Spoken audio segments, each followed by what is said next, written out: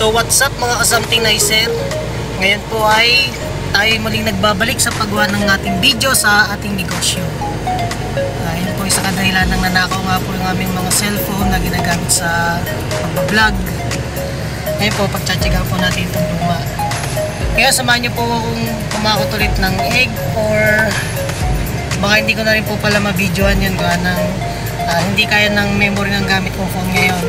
Pero samahan nyo ako dun sa isa kong kliyente para kumuha ng bakanting tray at dadalhin natin sa Batangas kapalitan ng tray na makukuha natin doon. So let's go!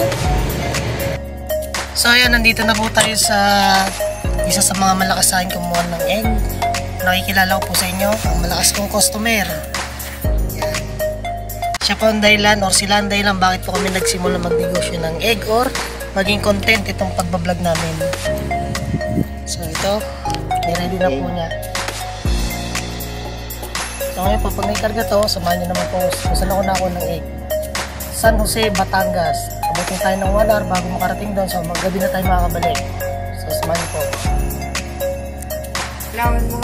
So yan mga ka-something nicer, nandito na po ako sa isa naming kliyente yung pinuntahan natin kanina. Kung mapapansin nyo, ito lang yung nakuha natin, 120 trays, kasi hindi kinaya ni farm mag-supply ng gaya ng dinidemand natin na small egg na 160. Talagang sa panahon ngayon nagkakaipitan tayo sa small at nagma-mark up yung presyo. Hindi po tayo makapagbigay ng presyo o magbanggit dahil every week nagtataas po sila ng 5 piso. Baka kung mapanood nyo yung video, nag-mark up tapos iba yung presyo kung magkaroon ng kaguluhan sa inyo. So ito lang po may bababa natin yan, 120 trays. Ito po natin yan ibababa sa isa naming kliyente na siyang naging dahilan bakit namin pinasok ang pag-iitlog. Ayan. Iharap tayo sa liwanag. Hindi makita sa puti mo. Parang white tea. Ayan. So yun, sana supportan nyo po ang ating negosyo or mga ka-business. May nakuha kayong mga diskarte kung paano. So huwag nyo po kalimutan i-subscribe ang ating page ang Something Nicer, at palike na rin po, pa-share.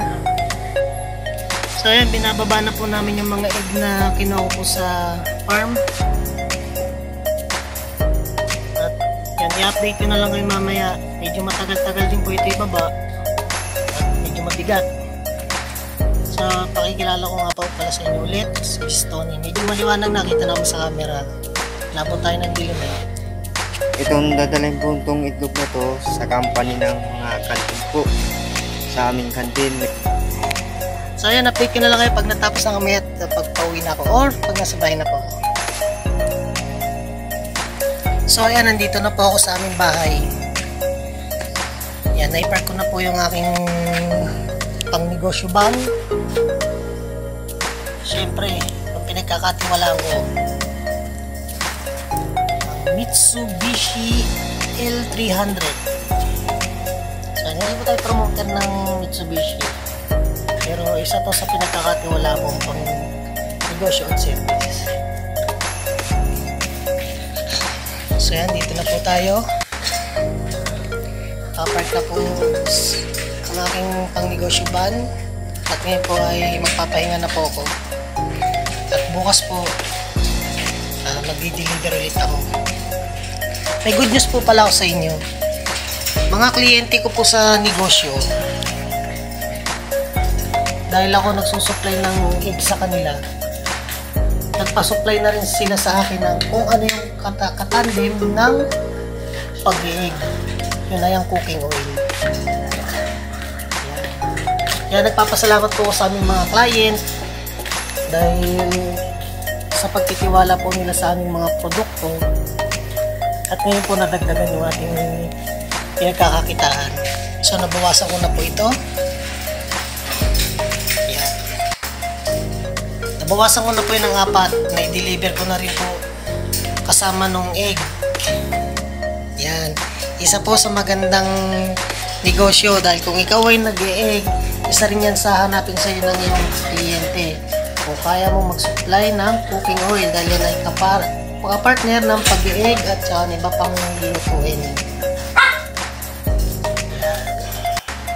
So hanggang dito na lang po ang ating video. Muli po, nagpapasalamat po ako sa aming mga kliyente.